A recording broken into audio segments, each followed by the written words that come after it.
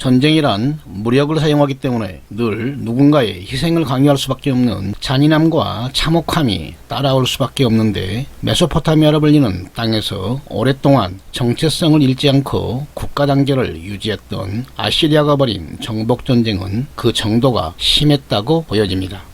물론 고대에 벌어진 전쟁 대부분이 동물의 세계에서나 볼 법한 투쟁의 결과물로 치부될 수 있지만, 유독 아시리아 왕들의 통치 기록이나 부조물은 단순한 기록에 그치지 않고 정치적 목적을 달성하기 위한 특별한 의미를 전달했다고 보여집니다. 아시리아는 족장시대를 거쳐 기원전 2000년경 고대도시 아슈르를 거점으로 신권과 왕권이 일치된 신정국가로 역사 전면에 등장하였으며, 철기시대가 시작된 기원전 1000년경부터 수백 년 동안 강력한 군사력을 무기로 당대 세계관의 패권을 차지했던 국가입니다. 아시리아가 강력한 국가였다는 증거는 수도였던 아슈르, 니네베, 칼후, 두루사리킨 등 고대 도시가 발굴되면서 확인되었는데, 니네베 문서보관소에서 발견된 기록물 속에는 전문 서기관이 작성한 역대 왕들의 통치 기록물이 발견되었으며, 교차 검증을 통해 수천 년의 역사가 복원되고 퍼즐이 맞춰지게 된 것입니다. 재미있는 점은 유적 발굴을 주도한 영국에서 문화재를 독점적으로 약탈했지만, 남겨진 유적과 유물들은 IS 무장 세력들이 뜯어내 암시장에 내다 팔았는데, 불법 거래된 유물 대부분은 미국 등 서방국가 박물관이나 미술관에서 소장하고 있다는 사실입니다. 그런데 아시리아의 통치 연대기를 살펴보면 어느 순간부터 잔인한 보복 기록들이 자주 등장하는데, 대체로 반란을 진압한 후 기록되었으며, 반역자는 완전히 사라져야 할 대상이자 시신을 욕보이고 신상을 파괴하는 행위도 최고의 신인 아슈르가 내린 율법으로 간주되었다는 사실입니다. 아시리아 왕들이 매년 군사를 일으켜 원정을 떠나는 행위는 항복한 도시들을 순회하고 조공과 충성 맹세를 다시 확인하는 절차였으며, 만약 반란을 도모한 경우 잔인한 보복과 함께 도시를 파괴하기도 하였는데, 이 또한 아슈리아 율법이다 숙명으로 받아들였다고 합니다. 특히 아슈리아의 율법을 집행하는 아시리아 왕의 통치 행위는 대부분이 군사원정을 통해 달성되었을 정도로 세속적이었던 반면, 동시대 문명 세력인 바빌론 왕은 신정건설과 제사문화를 주도하는 방식으로 통치 행위가 이루어졌다는 근본적 차이가 있습니다. 그렇다면 아슈리아의 율법으로 포장된 아시리아의 잔혹한 보복 행위는 언제부터 시작되었으며 그 대상은 누구였을까요? 오늘은 정복전쟁을 주도한 아시리아 왕들의 통치 기록을 바탕으로 제국 건설 과정을 살펴보고, 비문과 부조 속에 나타난 고고학적 증거를 바탕으로 심한 해코지를 당한 사람들이 누구인지를 알아보고자 합니다. 재미있게 보시고 내용이 괜찮으면 좋아요, 구독 부탁드립니다. 아시리아가 벌인 무자비한 정복전쟁과 잔혹한 보복행위에 대한 고고학적 증거는 아시리아인의 주력 근거지였던 도시들이 발굴되면서 증명된 것인데, 대체로 왕의 군사원정을 기록한 비문과 왕궁 벽면에 조각된 부조를 통해 확인할 수 있습니다. 비문의 기록을 살펴보면 도시 안의 모든 사람을 포로로 잡았다, 왕의 가죽을 벗기고 뼈를 추려 성벽에 걸어놓았다, 나는 그들의 손과 발을 모두 잘랐다, 귀, 코, 입술을 잘라내 무더기를 만들었다, 노인들의 머리를 잘라 탑을 쌓았다, 어린 남녀를 모두 불에 태워 죽였다, 그리고 도시를 파괴하고 불태웠다, 강물을 끌어들여 사람이 살 수 없는 폐허로 만들었다로 요약될 수 있는데, 몽골군의 잔혹한 정복전쟁과 비견될 만합니다. 이와 같이 모골이 송영케 하는 썸뜩한 기록들은 군사원정을 진행한 아시리아 왕의 통치 기록에 반복해서 등장하는데, 당시 아시리아와 경쟁했던 아람인, 바빌로니아인, 엘람인, 페니키아인, 히브리인, 이집트인이 주로 그 대상이었으며, 우라르트, 킴메라, 메디아인도 기록에 등장합니다. 아시리아는 매년 신화곡을 수도로 불러들여 충성 맹세와 함께 조공을 바치게 했는데, 출입구 벽면에 그려져 있는 썸뜩한 보복을 암시하는 부조를 보여주면서 심리적 압박을 가하였는데, 통치 기록물을 분석한 결과 원래 처음부터 그랬던 것은 아니었습니다. 아시리아는 국가 단계로 성장한 기원전 2000년경부터 수메르인과 아카드인이 주도하는 메소포타미아 문명 세력으로부터 물품을 구매해 아슈르, 우르케시, 하란을 거쳐 하티의 땅 사이를 오가며 메소포타미아 북부 무역로를 개척한 상급 국가입니다. 그러나 기원전 1800년경 시리아 지역 출신의 유목 집단 아모르인이 메소포타미아 전역을 지배하면서 무역로를 독점하자 쇠퇴하기 시작했으며 바빌론 왕 함무라비의 확장과 주력 시장인 하티의 땅에 히타이트란 문명 세력이 출현하면서 위기를 맞게 됩니다. 설상가상으로 아르메니아 고원 출신의 후리안이 메소포타미아 북부 무역로의 핵심 도시인 우르케시를 침입해 하브르강 유역을 차지하자 무역로의 연결고리가 끊어지며 당시 메소포타미아와 아나톨리아 그리고 이집트를 연결하는 무역로 어느 곳에서도 힘을 쓰지 못하고 약소국으로 전락합니다. 히타이트가 휩쓸고 간 정치적 공백기에 메소포타미아 무역로를 장악하고 패권을 차지한 미탄니의 봉신국에 불과했던 아시리아는 왕실의 내분으로 자중질환에 빠진 미탄니의 수도 와슈칸니를 정복한 후 하브르강 유역을 차지하며 도약을 준비합니다. 그러나 기원전 1200년경부터 지중해 연안을 침입하기 시작한 해적들에게 도시를 침탈당한 아람인들이 아시리아가 차지한 하브르강 유역으로 몰려들면서 갈등이 고조되는데 89대 왕 아슈르벨 칼라 통치 기록에는 15번 이상의 전투 끝에 하브르 지역을 상실했다고 기록합니다.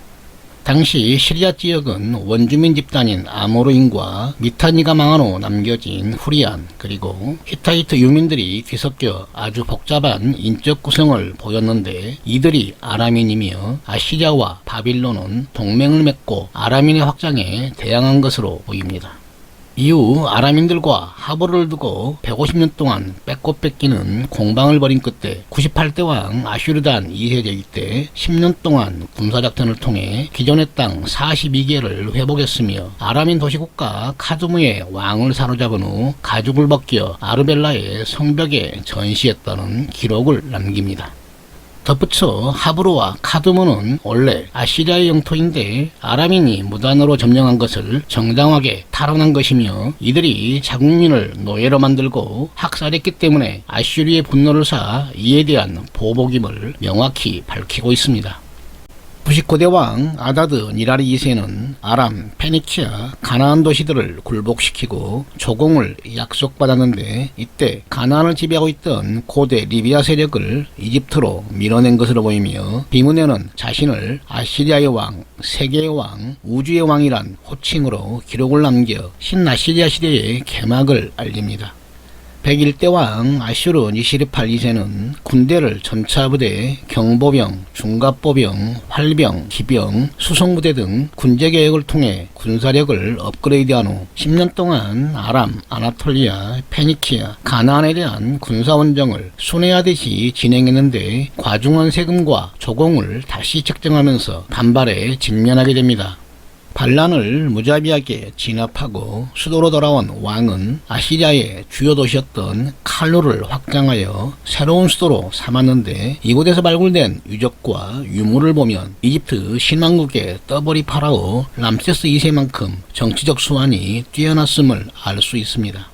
그는 왕궁 중앙통로 벽면에 강력한 아시리아 군대의 성전 행사와 함께 잔인한 형벌을 암시하는 부조를 만든 후 모든 조공국을 불러들여 말을 잘 들으면 자치권을 인정하지만 반란을 도모하면 모두 죽이고 총독을 파견하여 공포정치를 시행하겠다고 포고하는데 이는 실제 기록에도 남아있습니다. 102대 왕 샬만 에셀 3세도 매년 군사원정을 진행했는데 아람인 도시 중 다마스쿠스의 왕 하닷 에셀이 중심이 되어 성경에 나오는 아합 왕 등 12개 도시들이 동맹을 맺고 반란을 도모한 후 순회 중인 아시리아 군대를 기습해 역사적인 카르카르 전투가 벌어집니다. 샬만 에셀의 기록에 따르면 아시리아군은 다마스쿠스 동맹군에 승리했다고 기록했지만 승패는 알 수 없으며 추가 원정의 기록이 10년 후쯤 나타났기 때문에 아람과 페니키아, 가나안 도시들은 잠깐이나마 아시리아의 지배를 벗어난 것으로 보입니다. 한편 메소포타미아 남부를 지배하고 있던 바빌론도 아람인들이 몰려와 골머리를 싸매고 있었는데 반란이 발생하자 동맹국인 아시리아의 군사원조를 요청하여 반란을 진압했다는 기록이 카루에서 발견된 블랙 오벨리스크에 나타나 있습니다. 블랙 오벨리스크에는 제위 31년 동안 진행한 군사원전과 함께 그 성과를 기록하고 있는데, 이스라엘 오므리 왕조의 예후 왕이 유다와 관계를 끊고 아시리아 가신이 되어 기원전 841년 어떻게 조공을 바쳤는지에 대한 기록과 함께 역사상 처음으로 아랍인과 칼데아인이 기록에 등장합니다. 그러나 계속되는 내분과 우라르투의 침입에 침체기를 맞이한 아시리아는 108대 왕 티글라스 필리세 3세가 권력을 잡으면서 급속히 안정을 찾게 되는데, 반란을 주도한 신하들을 축출한 후 내시가 중심이 된 정치개혁을 단행하는데 그 행보가 아주 놀랍습니다. 아시리아인으로 구성된 정규군 제도를 도입하고 이민족으로 구성된 용병부대를 추가로 운영하는 군제개혁을 단행한 후 오랫동안 동맹국이었던 바빌론을 기습 공격하여 왕을 사로잡았는데, 이때부터 바빌론과의 동맹관계는 깨지게 됩니다. 사마리아인들이 아람인의 반란에 가담하였다는 이유로 도시를 점령하고 강제 이주를 시키는데, 사마리아와 예루살렘을 포위 공격한 후 약 3만여 명의 주민을 재정착시켰다는 비문의 기록을 볼 때 북이스라엘은 이때 멸망한 것으로 판단되며 이들도 해코지를 당했을 것입니다. 페니키아 도시들도 공격을 받았는데 대부분의 도시는 항복하고 조공을 약속하였으며, 반란 주모자로 지목된 시돈은 보복을 당한 후 왕이 교체되었으며, 티레는 섬으로 물러나 방어에 전념한 결과 아시리아의 공격을 무사히 막아냈던 것으로 보입니다. 110대 왕 사라곤 2세는 원래 하브르강 지역을 다스리던 총독 출신의 왕족으로 반란을 통해 수도인 카루를 점령한 후 권력을 잡았는데, 자신을 반대하는 수도의 아시리아인 6,000명을 추방한 후 북쪽에 사라곤의 요새라는 이름으로 새로운 수도를 건설하기 시작합니다. 새로운 수도 두루시아르키는 기존 도시의 확장이 아닌 신규로 건설되었는데 땅 주인에게 정상적인 가격을 주고 매입했다는 기록이 남아있으며 3제곱킬로미터의 면적에 화려한 궁전이 건설되었음이 발굴 과정에서 잘 드러납니다. 사라곤은 북쪽 국경을 침입하던 우라르투인들에 대한 대외적인 군사원정을 통해 신성한 도시로 불리던 무사시리를 공격해 약탈한 후 잔인하게 보복하였으며, 승전에 대한 기록을 바위산에 양각한 비문으로 남겨놓았는데 우라르투 왕 루사가 자살했다고 기록했지만 실제인지는 알 수가 없습니다. 또한 조약을 위반했다는 이유로 시리아 무역로의 핵심 도시인 아람인 도시 케르키메시를 공격해 점령했는데, 기록에는 330kg의 정제된 금과 60톤 이상의 은괴를 확보했다고 기록되어 있으며, 이곳에서도 보복이 행해지고 도시는 완전히 파괴되어 사라집니다. 사라곤은 타바를 공격하다 기습을 당해 사망한 후 시신까지 타바랑 구르다에게 빼앗기는 수모를 당하자 아슈르는 충격에 휩싸였으며, 그의 후계자인 산헤립은 새로운 수도가 신의 분노를 샀기 때문이라 생각하고 수도를 니네베로 옮겨 성벽을 증축하고 재건합니다. 선왕의 충격적인 죽음이 절대신 아슈리의 분노 때문으로 생각한 산헤립은 조공과 충성 맹세를 하면 자치권을 허용하던 과거의 통치 방식에서 탈피해 광기 어린 정복 전쟁을 시작하는데, 반란 도시들은 철저히 파괴하고 총독을 파견하여 다스리는 강압 통치를 시작합니다. 먼저 아버지를 죽음으로 말았던 타바를 공격해 보복과 함께 도시를 파괴했으며, 레반트 지역으로 군사원정을 시작하자 이에 놀란 해안가 도시들의 통치자들은 대부분 배를 타고 도망쳤으며, 페니키아 도시 시돈에 총독을 임명해 레반트 전역을 다스리게 합니다. 그러나 이집트 쿠시 왕국의 지배를 받던 유대 지역 도시들이 아시리아 총독에게 복종하지 않자 또다시 군사를 일으켜 예루살렘을 포위하고 리기스를 공격해 초토화시킨 후 수많은 유대인을 포로로 잡아 끌고 가며 유대왕 히스기야는 아슈르에 무릎을 꿇습니다. 그런데 성경에서는 유일신 야훼가 개입하여 아시리아 군대 18만 5천 명을 죽여 예루살렘 성문 앞에 쌓아놓았다고 기록하며, 그리스 역사가 헤로도투스도 아슈리의 실패라고 규정할 정도로 큰 차이를 보이는데, 이집트를 지배하고 있던 쿠시 왕국이 개입했을 수도 있습니다. 한편 바빌론을 차지한 산헤립은 장남을 바빌론 총독에 임명하고 철수했는데 선대왕 때 반란을 일으켰다 몸값을 지불하고 살아남았던 바빌론 왕과 추종자들이 왕의 장남인 바빌론 총독을 사로잡아 살해하는 사건이 발생합니다. 당시 바빌로니아는 바빌론을 중심으로 수많은 도시들이 연맹체제로 운영되었는데 인구는 오히려 아시리아보다 많았기 때문에 산헤립의 군사원장은 쉽지 않았으며 장기전 끝에 장남이 끌려가 처형당한 엘람의 도시들을 파괴한 후 재차 바빌론을 공격해 함락시킵니다.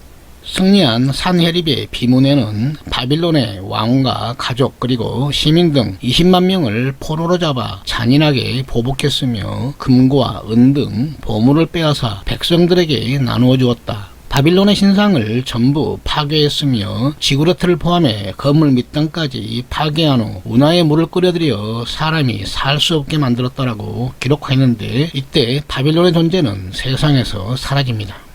그러나 산헤립은 수도인 니네베에서 발생한 내분으로 살해당했으며 공식적인 후계자이자 시리아 지역의 총독이었던 에사르하도는 즉시 군사를 모아 니네베로 진격해 반란을 주도한 부형과 신하들 그리고 가족까지 모두 처형하여 씨를 말린 후 아시리아 112대 왕에 등극합니다. 그는 먼저 선대왕이 파괴한 바빌론을 수도인 니네베를 본따 다시 건설하기 시작하였는데 니네베에 거대한 공중정원이 있었다는 아시리아 기록으로 볼 때 세계 7대 불가사의로 불리는 바빌론의 공중정원의 모태가 니네베에 기원을 두고 있음을 알 수 있습니다. 바빌론의 제거는 수십 년 동안 계속되었는데 최고의 신 마르둑을 모신 신전 지구라투와 왕궁을 건설하고 성문과 성벽을 복원해 바빌론 사람들이 신을 모실 수 있도록 했다는 기록으로 볼 때 아시리아 왕은 바빌론의 신 마르둑의 권위를 인정한 것으로 보입니다.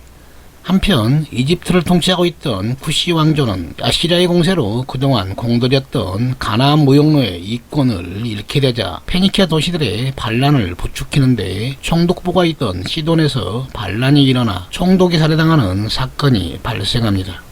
시돈의 반란은 곧바로 아시리아군이 개입하여 진압되었는데 기문 기록에 따르면 시돈왕 압디 밀쿠티가 바다로 도망쳤다. 내가 물고기처럼 바다에서 끌어올려 머리를 잘랐다. 그의 가족들과 신하들을 모두 포로로 잡아 끌고 왔다라고 비문에는 기록되어 있습니다. 아시리아는 가나안 무역로를 노리는 이집트 쿠시 왕국에 대한 3번의 군사원정을 시작하였는데 첫 번째 원정에서는 실패하였으며 두 번째 원정에서는 멤피스를 하루 만에 함락시켜 도망친 파라오를 제외한 모든 왕실 가족들을 포로로 잡아갑니다. 왕은 정복한 이집트에 조공과 충성을 맹세하는 꼭두각시 왕을 세워두고 철수하였는데 그의 호칭에는 이집트와 쿠시의 왕이라는 호칭이 하나 더 늘어났으며 아시리아 역사상 이집트를 포함하는 가장 넓은 영토를 보유하게 됩니다. 그러나 끊임없는 군사원정을 주도해야 할 왕이 갑자기 병이 걸려 집거하자 왕실은 승계 문제로 흔들리기 시작했으며 후계자 결정권을 가지고 있던 에샤르하도는 아주 묘한 후계 결정을 내리는데 결국 이 선택은 제국의 분열을 초래하게 됩니다. 다음 편 아시리아 제국의 분열과 몰락 그리고 니네베 공성전을 통해 다음 이야기를 이어가고자 합니다.